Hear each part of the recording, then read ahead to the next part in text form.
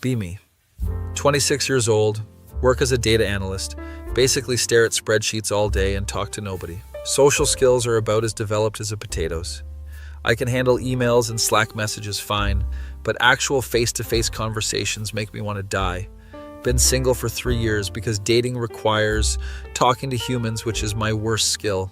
My coworker Dave keeps trying to set me up with people, and I keep making excuses. Dude, you're not that ugly. You just need to actually speak to women. Thanks, Dave. Very helpful. Never thought of that.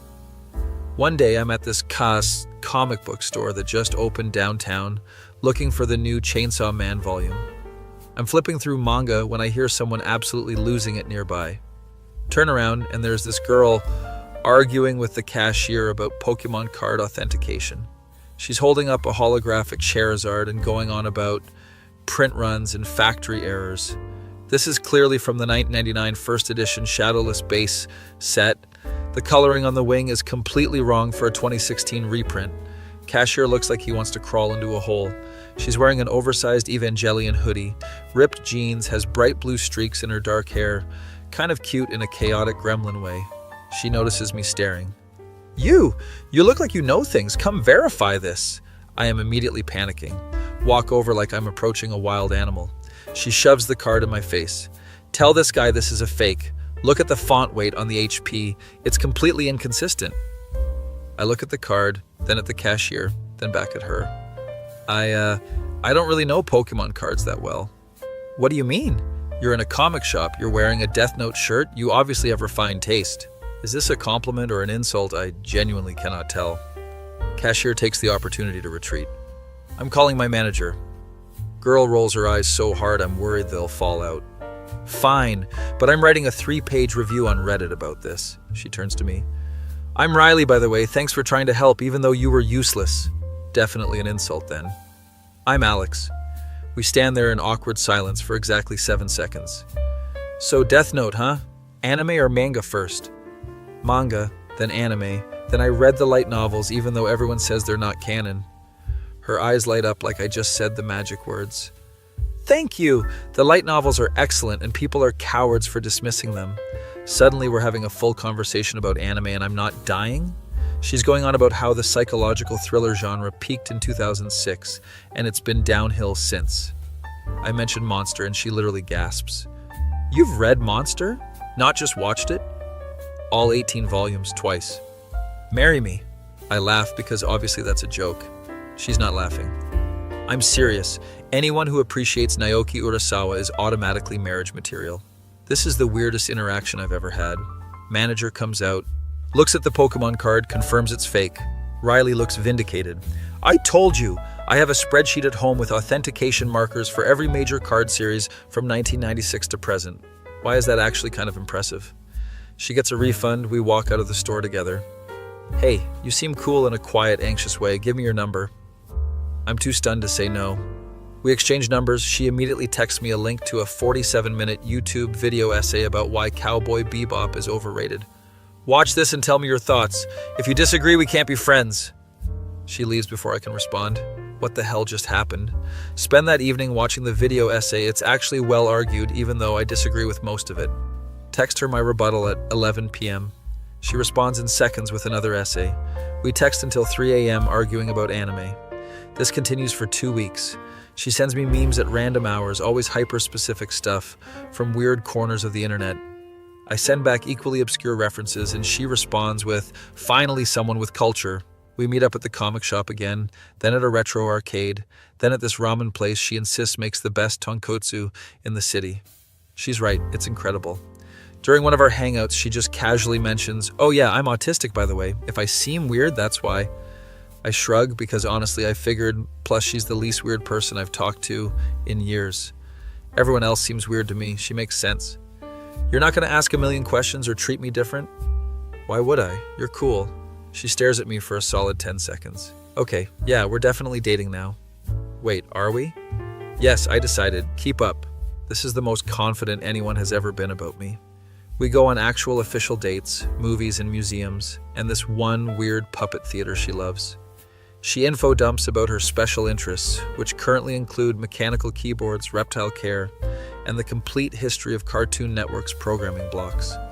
I could listen to her talk for hours. She's so passionate about everything. One night, we're watching Mob Psycho 100 at her apartment, and she pauses mid-episode. "Alex, I need to tell you something."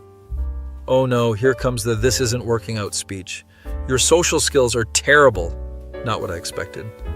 "I've been watching you interact with people, and it's honestly painful. You avoid eye contact, you mumble, you never ask follow-up questions. I'm aware of this, thanks. But here's the thing, I can teach you. I've spent years studying social interactions like they're a science experiment." She's dead serious. "You want to teach me social skills? You're autistic." Exactly. I had to manually learn all this stuff, which means I can explain it in a logical, systematic way instead of just saying "be yourself" like neurotypicals do. She's got a point, actually. Neurotypical social behavior is just a series of scripts and patterns. Once you learn them, it's easy. Easy for her, maybe. Come on, it'll be fun. I'll be like your social skills coach. What do I have to lose except my dignity, which is already pretty low? Okay, sure, teach me your ways. She claps excitedly and pulls out a literal binder. "I've been preparing for this. I have lesson plans." Of course she does. The binder is labeled Social Interaction Protocol Manual and has colored tabs. She flips to the first section, eye contact and when to deploy it. There are diagrams. Okay, so the key is you don't actually have to make eye contact, you just have to look at the bridge of their nose or their eyebrows. She demonstrates by staring intensely at my forehead. See? They can't tell the difference, but you're not actually making eye contact, so it's less uncomfortable. I try it. "No, that's too high. You're looking at my hairline, lower." This is harder than it looks. We spent an hour just practicing fake eye contact. "Good, you're getting it. Now let's work on conversation threading." "What's conversation threading?" She flips to another tab. "It's when someone says something and you pick up on a detail to ask about. It shows you're listening and keeps the conversation going." She roleplays being a random person. "So I went hiking this weekend." I stare blankly. This is where you ask which trail or how was it or literally anything. Oh, that's what people are doing. I always wondered how people just kept conversations going. I thought they were just naturally interesting. No, dude, it's a formula.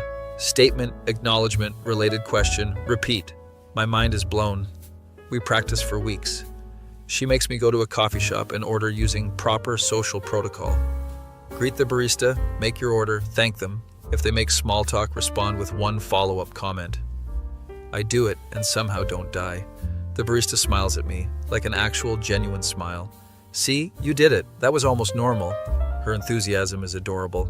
Next lesson is reading the room, which she explains with the seriousness of a military briefing. People leak information through body language. You just have to know what to look for.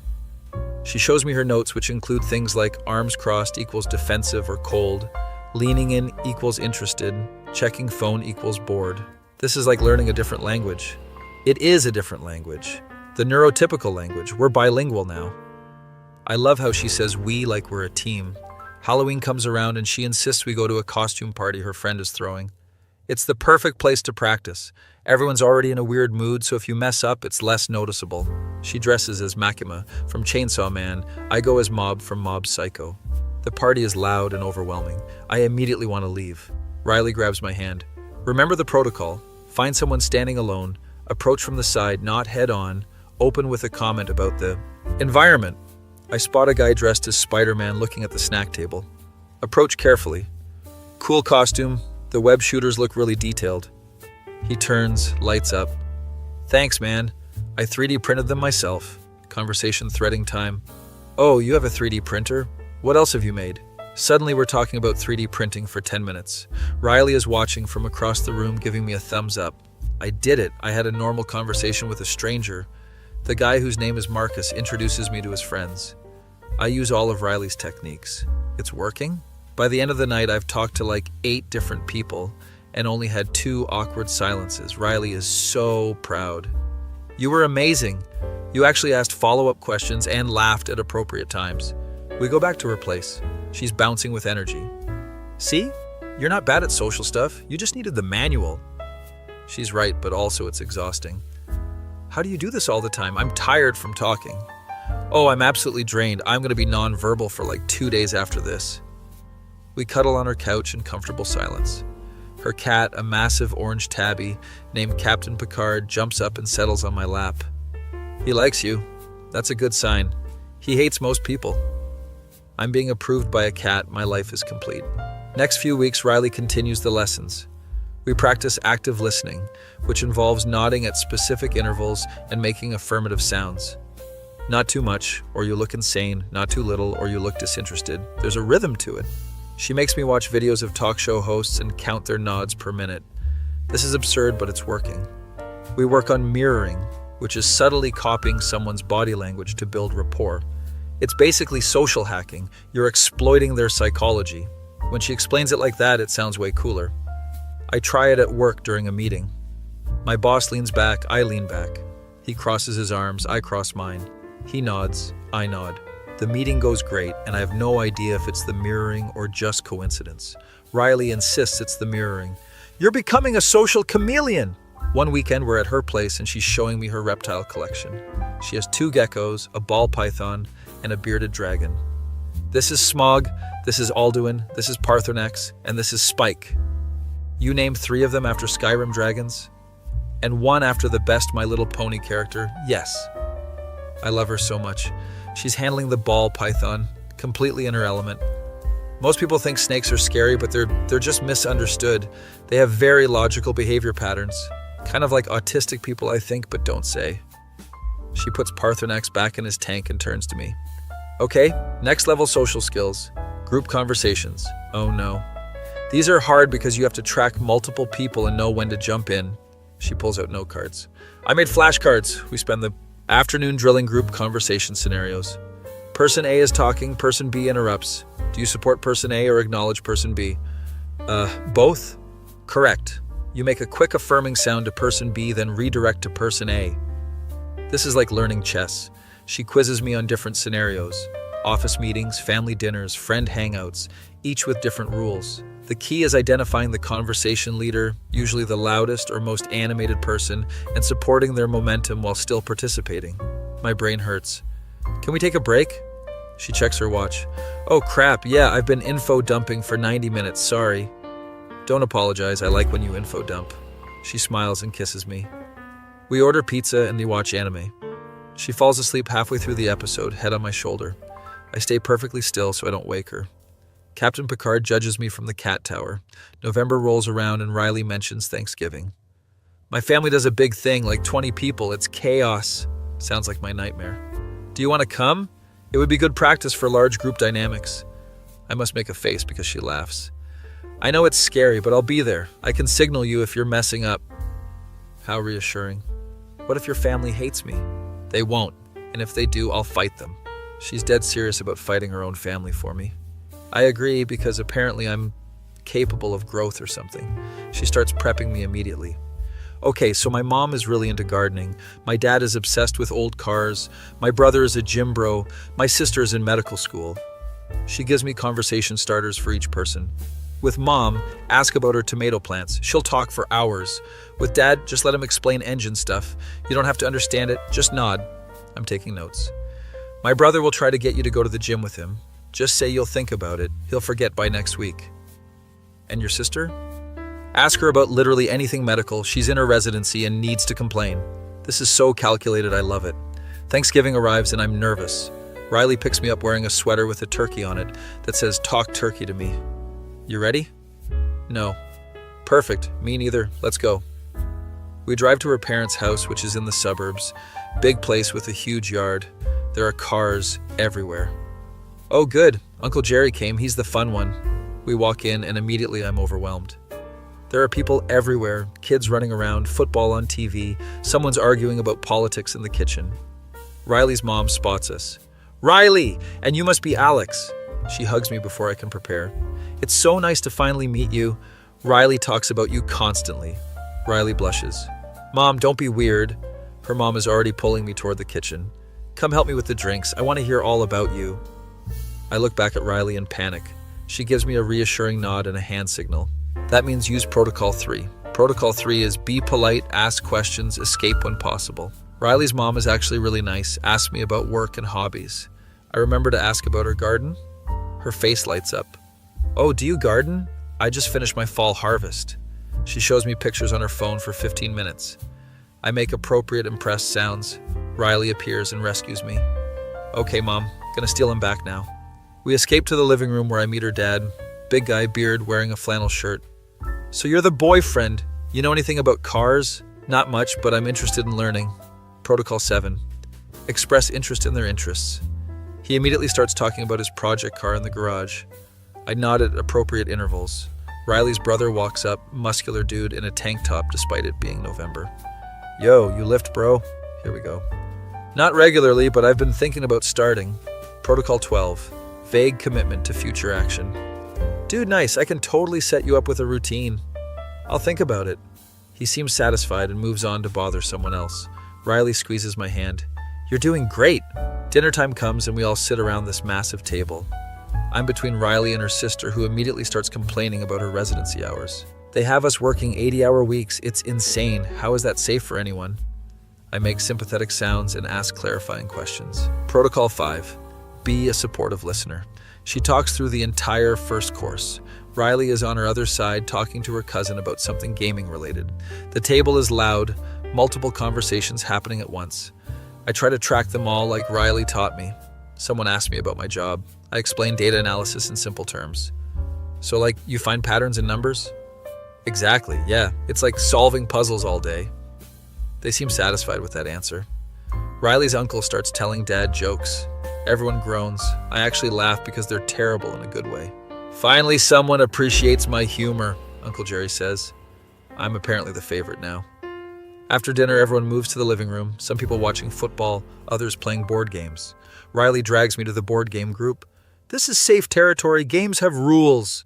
We play code names and I'm actually good at it. My team wins twice. Dude, you're really good at word association, someone says. I used to think I was bad at everything social, but maybe I'm just bad at unstructured social situations. Evening winds down, people start leaving. Riley's mom hugs me goodbye. You come back anytime, you're lovely. I actually feel good about how it went. In the car, Riley is beaming. You were amazing. You talked to everyone, you did all the protocols, you even made Uncle Jerry laugh. I was so nervous I thought I'd throw up. You didn't though, you pushed through, I'm so proud of you. She's genuinely emotional about this. We get back to her apartment and collapse on the couch. That was exhausting, but actually kind of fun. See? Social interaction isn't that bad once you have the tools. I pull her close. Thank you for teaching me all this. I never thought I could do stuff like that. You always could. You just needed someone to explain the rules. We sit in comfortable silence. Captain Picard meows, demanding attention. Riley gets up to feed him. I check my phone and see a text from Riley's mom. So glad Riley found someone kind. You're welcome at our home anytime. I show Riley. She tears up a little. Mom never says that about anyone I date. You've dated other people?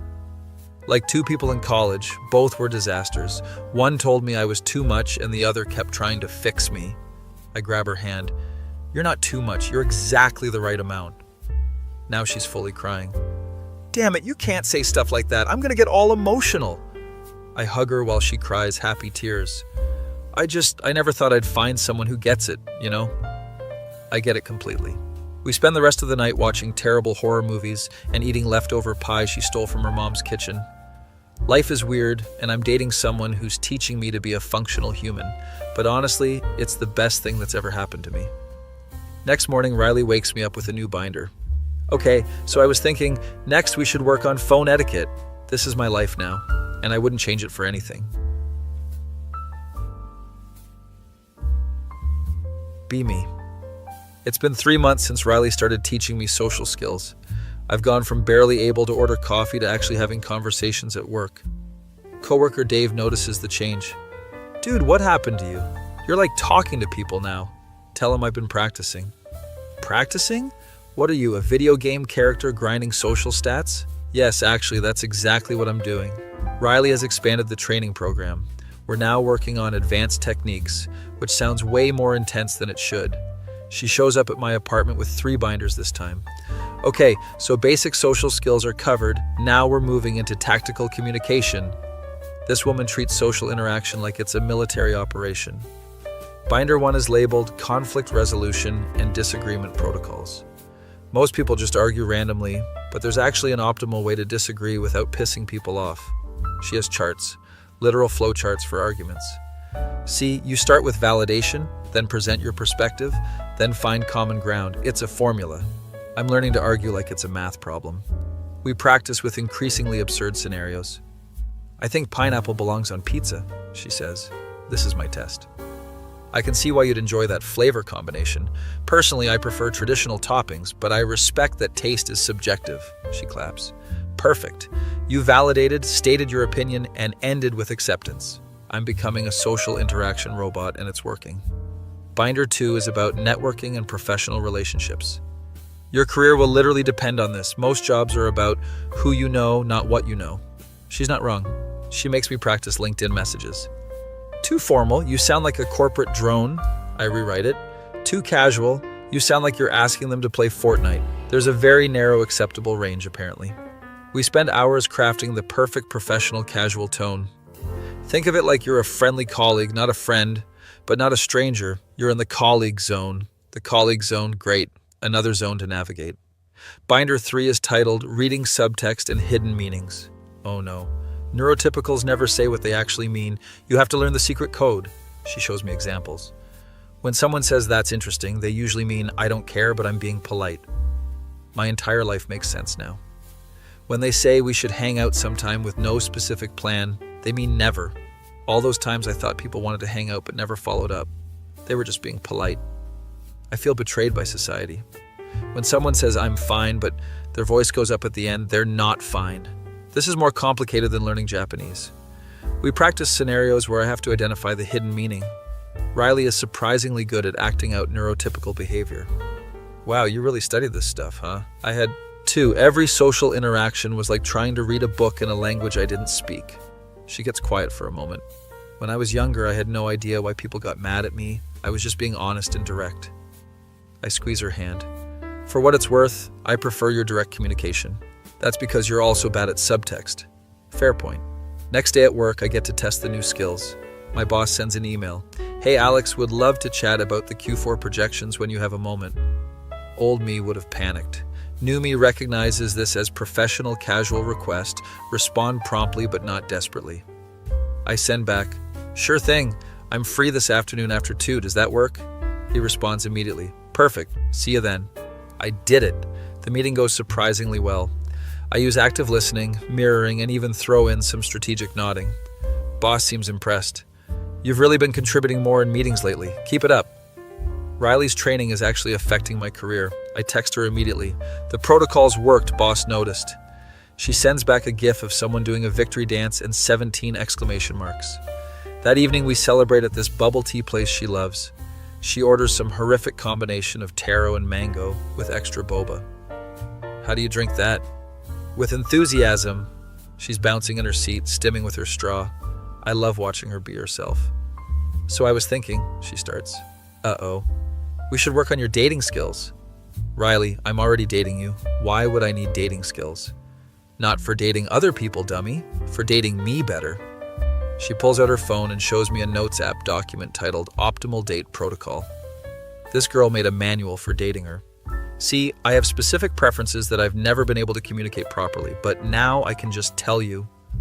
She's made a list of her ideal date activities ranked by enjoyment level and sensory tolerance. Museums are top tier, but only on weekday mornings when there's less people. Concerts are fun, but I need ear protection and an exit strategy. Restaurants are okay, but I need to check the menu in advance and sit away from the kitchen. This is actually incredibly helpful. Why don't more people just tell you what they want? Because neurotypicals think being direct is unromantic or whatever. I screenshot the list. This is the most romantic thing anyone's ever given me. I now know exactly how to make you happy. She tears up a little. Damn it, I told myself I wouldn't cry today. I hand her a napkin. We plan our next date using her optimal protocol. Saturday morning museum visit to the natural history exhibit. She wants to see the mineral collection. When we get there, she's like a kid in a candy store. Look at this pyrite formation. The crystal structure is perfect. She's taking photos of every rock. I'm just happy watching her be excited. We spend 3 hours there. She explains the geological process behind each specimen. I retain maybe 40% of the information, but I love seeing her passionate about stuff. Afterward, we get coffee at a quiet place she vetted in advance. This place has the best oat milk and they don't play music too loud. She was right on both counts. We sit outside. She's sketching the mineral formations from memory. You know you're really good at drawing. It helps me process information. If I draw it, I remember it better. She shows me her sketchbook. It's full of detailed drawings of her reptiles, anime characters, and random objects. There's even a few sketches of me. When did you draw these? When you're focused on your laptop, you make this cute, concentrated face. I had to capture it. I'm blushing like an idiot. Following weekend, Riley decides we need to do field training. What's field training? We're going to a party, and you're going to use all the skills. Her friend is having a birthday party at a bar. A bar with lots of people and loud music. Riley, I don't know if I'm ready for this level. You're ready. I've trained you well. Plus, I'll be there for backup. She's way too confident in my abilities. The night of the party, I'm nervous as hell. Riley shows up wearing a Persona 5 inspired outfit. Looks amazing. You ready to be a social phantom thief? That's not how that works. It is now. We get to the bar and it's packed. Music is loud, people everywhere. My nightmare scenario. Riley sees my panic. Hey, remember the breathing technique? We practiced a 4-7-8 breathing pattern for anxiety. I do it, helps a little. Okay, game plan. We start at the edge of the room, talk to people in small groups, take breaks when needed. She's holding my hand, guiding me through like a social battlefield. We find her friend, the birthday girl whose name is Jessica. Riley, you made it, and you must be Alex. Protocol engage. Happy birthday! Riley's told me a lot about you. All good things, I hope. Mostly good. She did mention the karaoke incident. Jessica laughs. Riley looks mortified. We don't talk about the karaoke incident. I'm already doing better than expected. Jessica introduces us to her friends. There's like 6 people in this circle. Group conversation mode activated. They're talking about some show on Netflix I haven't seen. Old me would have stayed quiet. New me waits for an opening. Someone mentions the show has great character development. That's always my favorite part of shows, when characters actually grow, like in Breaking Bad. Suddenly, I'm in the conversation. People are responding to me, asking my opinion on other shows. I'm using all of Riley's techniques. Eye contact, active listening, asking follow-up questions. It's working. Riley is watching from nearby, pretending to check her phone, but actually monitoring my progress. She gives me a subtle thumbs up. An hour passes and I've talked to like 10 different people. I excuse myself to get a drink. Riley follows. You're doing amazing. You haven't had a single awkward silence. I'm also exhausted. Is that normal? Totally normal. Social interaction is draining. We take a break outside where it's quieter. She's stimming more, flapping her hands a little. You okay? Yeah, just overstimulated. Needed air. We sit on a bench. Comfortable silence. A drunk guy stumbles over. Hey, you two are cute together. This is not a situation we practiced. Thanks, man, I say. He sits down next to us uninvited. How long you been together? A few months. That's awesome. My girlfriend just broke up with me. Oh no, we're being trauma dumped on by a stranger. Riley looks at me. This is my test. I remember the protocol for unexpected emotional conversations. That's rough, man. Breakups are tough. Validation check. Yeah, we were together 2 years. He's getting emotional. Sounds like you really cared about her. More validation. Riley is watching me handle this with impressed eyes. Drunk guy talks for 10 minutes about his ex. I do the supportive listener thing, nodding at appropriate times. Eventually his friends find him and take him back inside. Riley looks at me in AWE. You just handled a drunk stranger's emotional breakdown with perfect protocol execution. Did I pass? You aced it. She kisses me right there. We go back inside. Party is winding down. Jessica thanks us for coming. Alex, you're really cool. We should all hang out again. Is this real or polite? She immediately pulls out her phone. Here, let me get your number. We're doing game night next month. Oh, it's real. I made a new friend. Holy crap, I made a new friend. In the Uber home, Riley is practically vibrating with excitement. You were so good tonight. You handled group dynamics, one-on-one conversations, even a crisis intervention. I learned from the best. She blushes. Okay, so confession time. Uh-oh. I was kind of worried you'd think all this training was too much, like I was being controlling or whatever. I turned to face her. Riley, you've literally given me tools to function in social situations. This is the opposite of controlling. Some people think autistic people are too rigid or demanding. Those people are idiots. She laughs, but I can tell she's been genuinely worried about this. I've had people tell me I'm too much work or too high maintenance because I need things explained directly. I grab her hand. You're not high maintenance, you're just honest about what you need. I wish more people were like that. Now she's crying again. You can't keep saying perfect things. I'm gonna get dehydrated from all this crying. I hug her while she happy cries. Uber driver is pretending not to notice.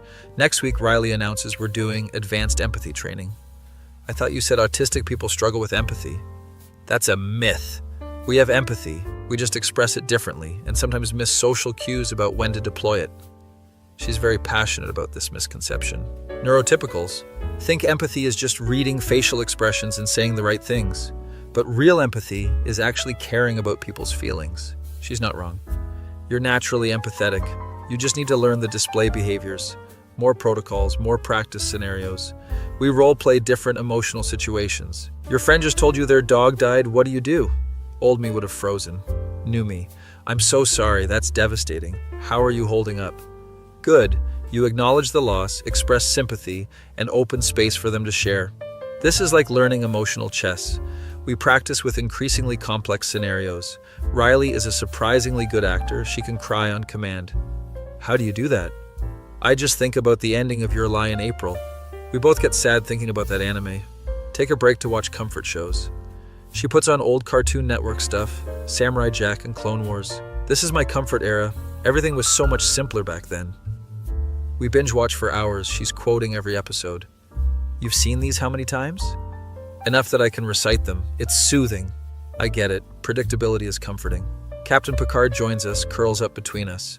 Riley checks on her reptiles, feeds them dinner. I watch her carefully handle each one, talking to them softly. You're really good with them. They're easier than people. Their needs are straightforward. She lets me hold Smog the gecko. He's surprisingly chill, just sits in my palm.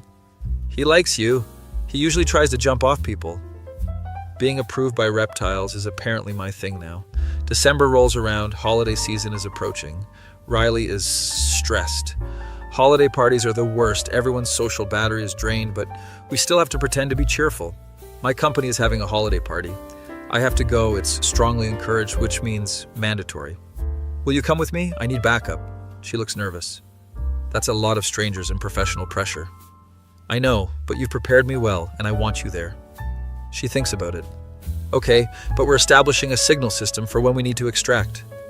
We create a whole system of subtle signals. Ear tug means I need a break. Nose scratch means rescue me from this conversation. Checking watch means we're leaving in 5 minutes. It's like we're spies. The night of the party, I'm wearing my one nice suit. Riley shows up in a dress that somehow still looks alternative. She's wearing Doc Martens with it. You look amazing. Thanks. I hate dressing up, but I'm doing it for you. The party is at some fancy venue downtown. My coworkers are all there with their partners. Dave spots us immediately. Alex, dude, you brought a date. He's way too excited about this. Introduces himself to Riley. So you're the one who's been coaching him? Riley looks confused. Alex told me he's been practicing social skills, figured someone was helping. Riley grins. Yeah, I'm his social skills trainer. It's my side hustle. Dave thinks she's joking. She's not. We mingle. I introduce Riley to various coworkers. She's actually good at this, switches into her professional social mode. It's impressive watching her mask. Halfway through the party, I can see she's getting tired. Her stimming becomes more subtle, fidgeting with her bracelet. I give her an out. Want to check out the balcony? She nods gratefully. We escape outside, city lights below us. You okay? Yeah, just needed a break. Lots of small talk in there. She leans against the railing. Thanks for checking on me. You taught me to read signals, remember? She smiles. We're really good at this whole relationship thing. We're practicing, we laugh. My boss walks out onto the balcony. Oh crap. Alex needed some air too? Yeah, just taking a quick break. He notices Riley. And who's this? Introductions are made. Riley is polite and professional. My boss starts talking about work stuff. Riley listens attentively, asks intelligent questions about data analysis. She did her research before coming. My boss is impressed. You got a smart one here, Alex. After he leaves, Riley exhales. That was terrifying. You did amazing. You even asked about the Q4 projections. I Googled your company beforehand and read your last 3 reports. This woman did homework for my work party. I kiss her. You're incredible. We head back inside for the final hour. Holiday party actually went well. In the car home, Riley is exhausted. I'm going to be nonverbal for like 3 days after that. That's fine, I can do the talking, she laughs. Character development. We get to her place. She immediately changes into pajamas. We order Chinese food and watch YouTube video essays. She falls asleep halfway through a 2-hour analysis of Kingdom Hearts lore. I cover her with a blanket and keep watching. Captain Picard judges me for moving. Next morning, Riley wakes up and immediately starts typing on her laptop. What are you doing? Updating the training manual. I realize we never covered holiday party-specific protocols. This woman never stops. Riley, take a break. You don't need to optimize everything. But what if someone else needs this information? Oh no. Are you thinking of making this public? She looks at me with excited eyes. I've been thinking about starting a YouTube channel about social skills for neurodivergent people. Honestly, that's a great idea. You should do it. Really?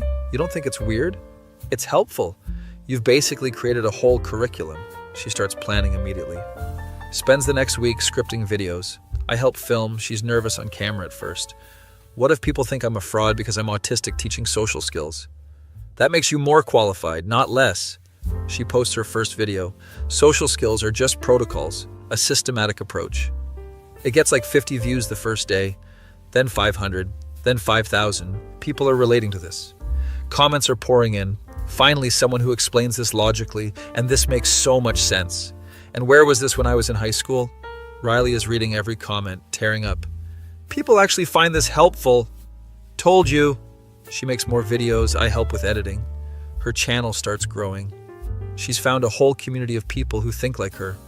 Watching her be confident and share her knowledge is amazing. One night we're editing her latest video about conflict resolution. You know you've changed my life, right? She pauses the timeline. I was going to say the same thing to you. Before I met you, I could barely function socially. Now I have friends and my boss likes me. Before I met you, I thought I'd never find someone who understood me. We're both getting emotional. We're a good team. The best team. She saves the project and closes her laptop. Want to watch something stupid and eat ice cream? Always. We watch bad reality TV and critique everyone's social skills. See how she's doing the fake laugh? Dead giveaway she's uncomfortable. And he's checking his phone, classic disengagement signal. We've become social behavior analysts. It's our weird couple thing. My face when my autistic girlfriend taught me social skills better than any neurotypical ever could, and now we're both thriving. That feeling when you realize being direct and systematic about social interaction is actually way more effective than the vague advice everyone else gives. Be me.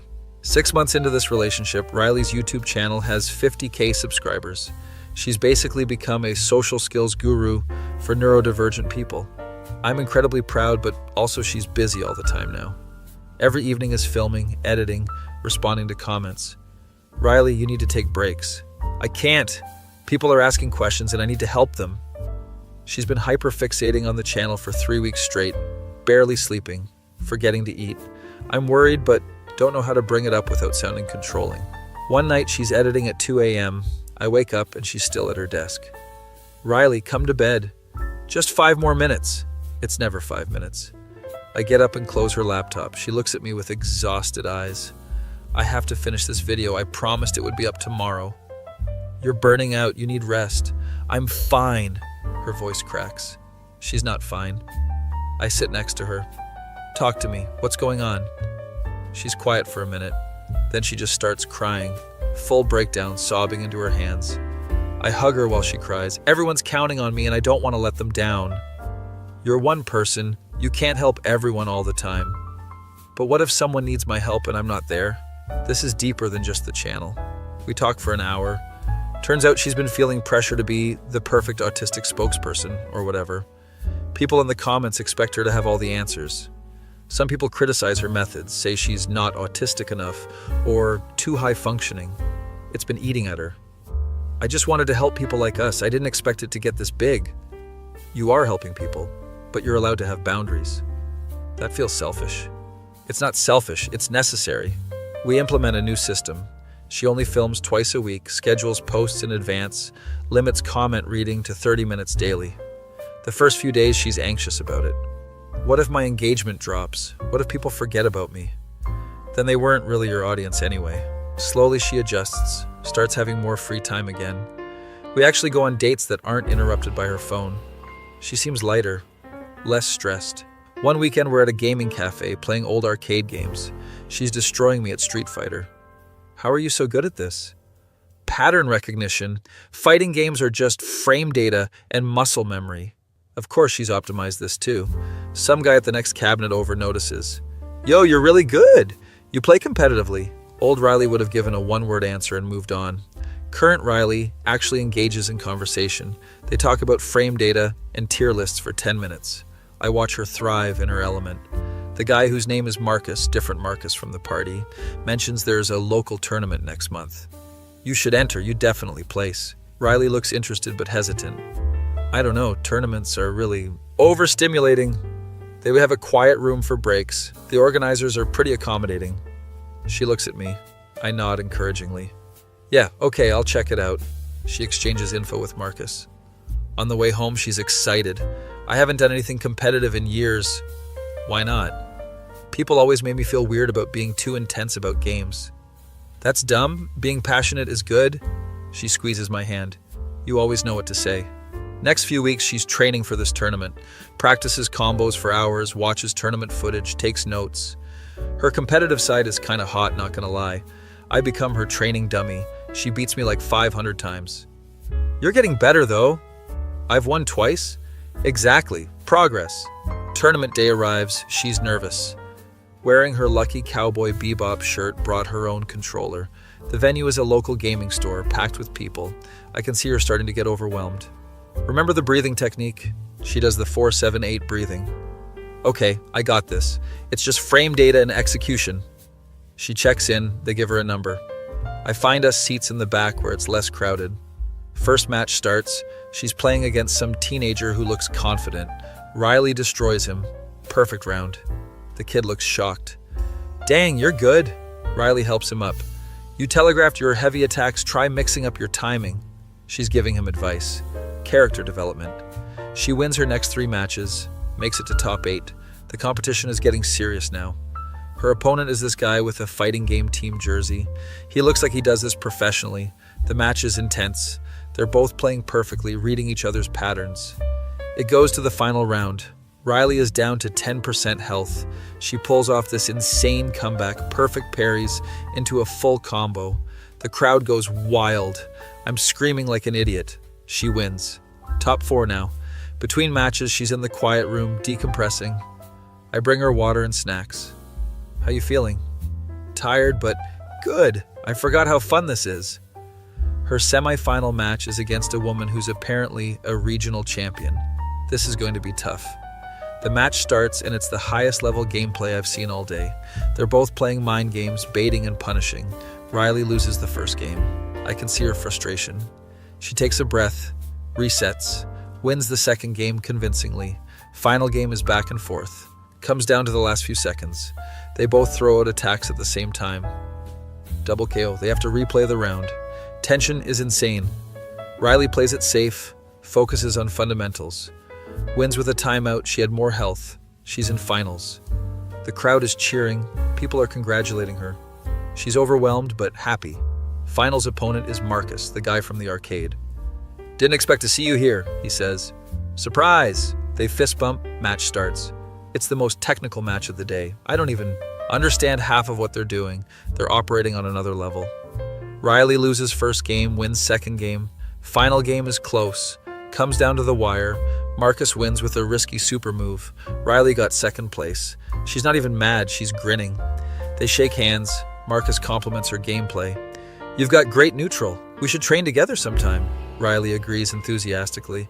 She gets her second place trophy, takes photos. On the drive home, she won't stop talking about the matches, analyzing every decision, what she could have done better. I should have blocked that cross up. I read it, but didn't react fast enough. She's so animated and alive. I'm really proud of you. She looks at me with emotional eyes. No one's ever come to support me at something like this before. Well, I'm here now and I'm not going anywhere. She tears up. Damn it, you made me cry again. We get home. She puts the trophy on her shelf next to her reptile tanks. Captain Picard sniffs it suspiciously. That night we order pizza and watch tournament footage. She's critiquing her own gameplay. See there? I dropped that combo, cost me the round. You got second place out of like 60 people. I know, but I could have done better. This woman is never satisfied. I love it. A few days later, Riley gets a message from Marcus. There's a weekly training session at the gaming cafe. Invites her to join. Should I go? Absolutely. You'll get better and make friends. What if they don't like me? They literally watched you body people in a tournament. They'll love you. She starts going to the weekly sessions. Comes home each time excited about new techniques she learned. She's found a community. Meanwhile, her YouTube channel continues growing. She hits 100K subscribers. They send her a plaque. She cries when it arrives. I never thought I'd actually help this many people. She makes a special video thanking her subscribers. Talks about her own journey with social skills and autism. Gets really vulnerable about her struggles. The comments are overwhelmingly supportive. Thank you for being honest. And you've changed my life. And finally, someone who gets it. Watching her help people while being her authentic self is beautiful. Christmas is approaching fast. Riley is stressed about gift giving.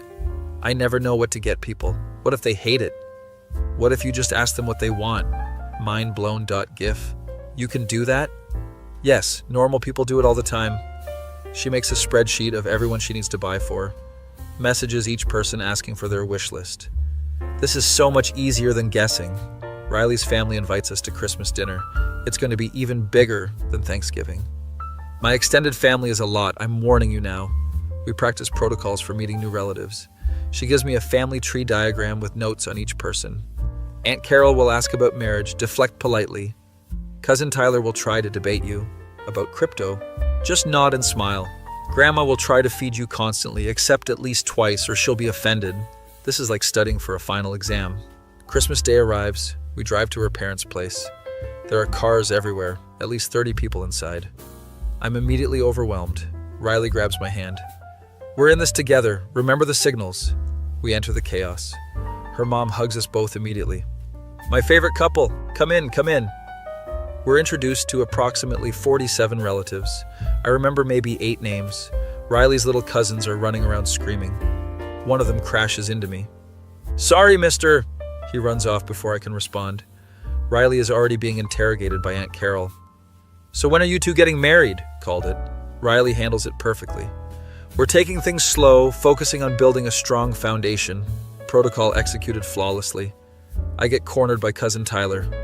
Yo, you invest in crypto? Here we go. I nod and smile, let him talk.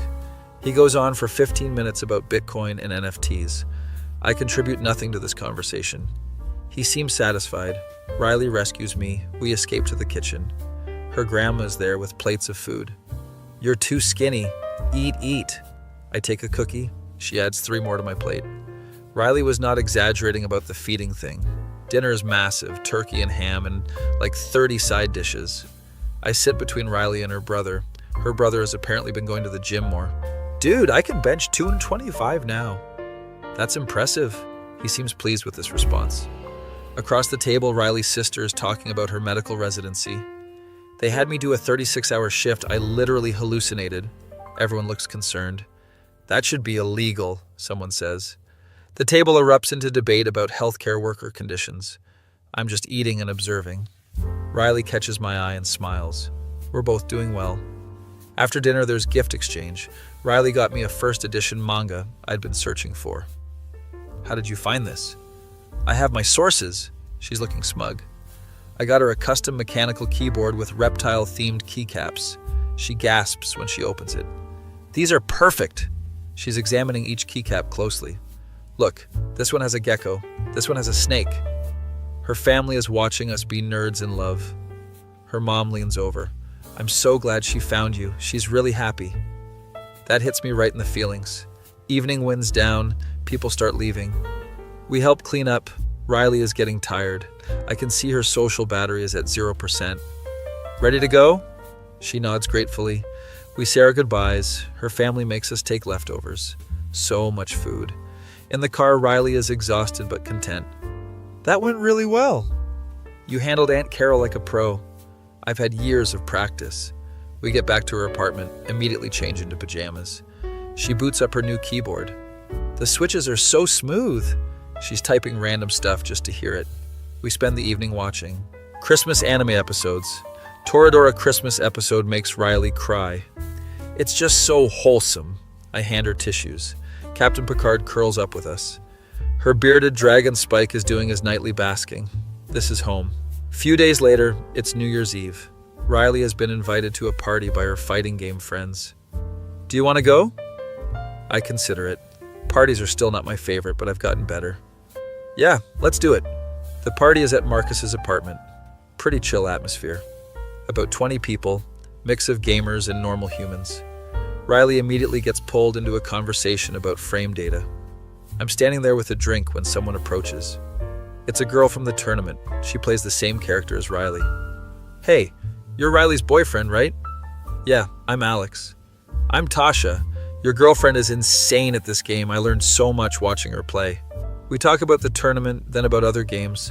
Turns out she's also into anime. Have you seen Vinland Saga? Not yet. Is it good? It's incredible, like if you made a Viking show for people who appreciate character development. I'm having a natural flowing conversation. Riley checks on me from across the room. I give her a thumbs up. She smiles and goes back to her conversation. We're both functioning at social events independently now. Midnight approaches. Everyone counts down. I find Riley in the crowd. We kiss at midnight like cliché romantic dorks. Happy New Year. Happy New Year? Here's to more social skills practice. We laugh. The next week, Riley sits me down with a serious face. Oh no, what now? I've been thinking about something. My anxiety spikes. I want to write a book. Not what I expected. About social skills? Yeah, like an actual comprehensive guide. Everything I've learned about navigating neurotypical society as a neurodivergent person. That's actually brilliant. You should totally do it. You think people would read it though? Riley, you have 100K subscribers who hang on your every word. Yes, people would read it. She starts planning immediately. Outlines chapters, organizes her existing content. I need to cover everything. Basic conversation, professional settings, dating, conflict resolution, maintaining relationships. She's in full hyper-focus mode. I help where I can, providing the neurotypical perspective. Wait, so when people say let's do lunch sometime, they usually don't mean it? Correct, it's just a polite closing statement. That's so weird. We spend weeks working on the book. She writes, I edit and provide feedback. This section on eye contact is really good. Thanks. I revised it like 8 times. Watching her pour her knowledge into something permanent is amazing. One night while working, she just stops typing. You know what's wild? What? A year ago, I was just some autistic girl who couldn't keep relationships because people thought I was too weird. You're not weird, you're just direct. Now I'm writing a book and helping thousands of people, and I have a boyfriend who actually gets me. She's getting emotional. And I have a girlfriend who taught me to be a functional human. We're both crying now. Captain Picard meows, demanding attention during our emotional moment. We laugh and cry simultaneously. Riley finishes the first draft in 3 months, sends it to publishers, waits anxiously for responses. What if they all reject it? Then you self-publish, your audience will buy it. She gets 3 offers. Chooses the one that seems most understanding of neurodivergent authors. She's going to be a published author. The day the contract arrives, she's shaking. This is real, I'm actually doing this. We celebrate by going to the retro arcade. She beats my high score on every single game. You're not even trying. I'm too happy to care about winning. A few months later, we're at a bookstore for her book signing. Her first official event. She's nervous as hell. What if nobody shows up? There's a line around the block. I think you're good. People brought their copies, asking for signatures and advice. Your book changed my life, one person says. I finally feel understood, says another. Riley is holding back tears the entire time. 3 hours of meeting readers and fans. She's exhausted but glowing. On the way home, she's quiet. You okay? Yeah, just processing. That was intense. You did amazing. I couldn't have done any of this without you. Sure you could have. You're brilliant. No, I mean it. You believed in me when I didn't believe in myself. Now I'm getting emotional. We get home and crash on the couch. She immediately falls asleep on my shoulder. I stay still, let her rest, look around her apartment. Our apartment really at this point since I'm here most of the time. Her trophy from the tournament, her YouTube plaque, advanced copy of her book on the shelf, Captain Picard sleeping in a sunbeam, reptiles doing their reptile things. This weird, chaotic, wonderful life we've built. My phone buzzes. It's Dave from work. Dude, you're dating an author. That's so cool. Apparently Riley's book is getting attention.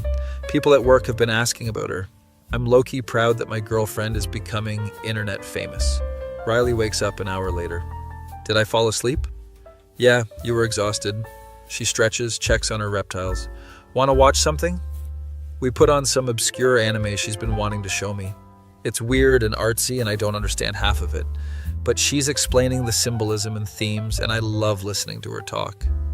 Halfway through, she pauses it. Can I ask you something? Always. Do you ever regret that I'm so, high maintenance with all the protocols and explanations? I turn to face her fully. Riley, you're not high maintenance. You're just clear about what you need. I wish everyone was like that. Other people have told me I'm exhausting. Those people are idiots who don't appreciate direct communication. She smiles, but I can tell this is something she worries about. Look, you literally taught me how to be a functional social human. You've improved my life in every measurable way. You've improved my life too. Then we're even. She laughs and unpauses the anime. A few weeks later, Riley is invited to give a talk at a local autism advocacy conference. She's terrified. I've never done public speaking. What if I mess up? You literally made 300 YouTube videos. It's the same thing. It's not the same. Those people will be right there watching me. We practice her presentation 50 times. I play the audience, ask questions. She gets more confident each run through. Day of the conference, she's wearing her professional outfit. How do I look? Like someone about to give an amazing talk. We get to the venue. It's a hotel conference room. There are 200 people. Riley goes pale. I can't do this. Yes, you can. You've helped thousands of people online. Now you get to help them in person. She takes deep breaths. Okay, I can do this. Her talk is about practical social skills for autistic adults. She starts nervous but finds her rhythm, explains her protocol system, gives examples. The audience is engaged, taking notes. Q&A section goes great. She answers everything confidently. People come up afterward to thank her. I wish I had this information when I was younger, multiple people say. Riley is overwhelmed with emotion. In the car afterwards, she just cries. Happy tears, but still crying. I actually help people today, in person. You help people every day. This was just more direct. She composes herself. I want to do more of these. My girlfriend is becoming a professional speaker now, apparently. That evening, we celebrated her favorite ramen place. She orders the spicy challenge bowl. You're gonna die. Worth it. She makes it halfway before tapping out. I finish it for her because apparently I have an asbestos mouth. How are you not dying? Years of eating questionable cafeteria food built my tolerance. We walk home, city lights reflecting off the wet streets. She grabs my hand. You know what I realized today? What? We've come so far from that first day in the comic shop. She's right. I was a socially incompetent mess. She was hiding behind her special interests. Now we're both thriving. Think you'll ever stop training me? Probably not. There's always new protocols to learn. Good. I like being your student. We get home. Captain Picard is screaming for dinner. Riley feeds all the animals while I set up a movie. We watch Pacific Rim because giant robots are our shared comfort film. She recites all the technical jargon along with the movie. I pretend to be annoyed but secretly love it. Movie ends. We're both falling asleep on the couch. Hey, Alex? Yeah? Thanks for letting me be myself. Thanks for teaching me to be myself. We drift off, tangled together. Captain Picard claims the rest of the couch. Few months pass. Life continues being chaotic and wonderful. Riley's book hits bestseller lists. My career is going well, got another promotion. We move in together officially. Bigger apartment with room for more reptiles. She immediately gets 2 more geckos. You have a problem. They're not a problem, they're friends. Can't argue with that logic. We establish routines that work for both of us.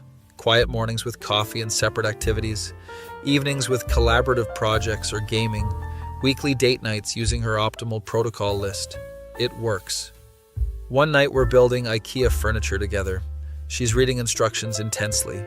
It says insert dowel A into slot B, but there's 3 dowels. Pick the one that looks most like dowel A. They all look the same. We spend 2 hours building a bookshelf. It's slightly crooked, but we're proud. Riley steps back to admire our work. We're really good at this whole life thing. We really are, she turns to me. You know what the best part is? What? We didn't have to change who we are, we just learned to navigate the world as ourselves. That's exactly it. She didn't fix me, she gave me tools. I didn't fix her, I just accepted her. We fixed the world's poor communication standards together. My phone buzzes. It's Jessica inviting us to game night. Want to go? Riley checks her energy levels. Yeah, I'm at 60% battery. Should be fine. We're at a point where we can accurately assess our social capacity. This is growth. Game night is fun, we dominate at codenames again. Marcus is there, loses gracefully. You two are too good at this.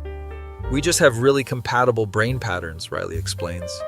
Drive home, she's tired but happy. I'm glad we have friends now. Me too. Remember when you couldn't even order coffee? Remember when you argued with that cashier about Pokemon cards? We laugh at how far we've come. Get home, do our evening routine. She works on her next book. I work on some project for work. Comfortable silence, both productive in the same space. Captain Picard supervises both of us. Later we're getting ready for bed. Riley is doing her skincare routine. I'm brushing my teeth. She looks at me in the mirror. I love you. You know that? I nearly choke on toothpaste. We've never actually said that. I love you too. Good. I was worried it was too soon to say it. We've been together over a year. Yeah, but I wasn't sure of the protocol. Even declarations of love need protocols, apparently. We're both laughing and crying. Get into bed. She curls up against me. Thanks for being patient with me while I figure out emotions. Thanks for being patient with me while I figure out everything. We fall asleep tangled together. Life isn't perfect. We still have bad days. She still gets overwhelmed and nonverbal. I still struggle with unexpected social situations. But we have each other, and we have the protocols. My face when my autistic girlfriend taught me social skills using systematic protocols and binders, and now we're both living our best lives with successful careers and actual friends. That feeling when you realize the best relationship is when both people help each other grow without trying to change who they fundamentally are. And you build a life together based on direct communication and mutual respect, and also reptiles.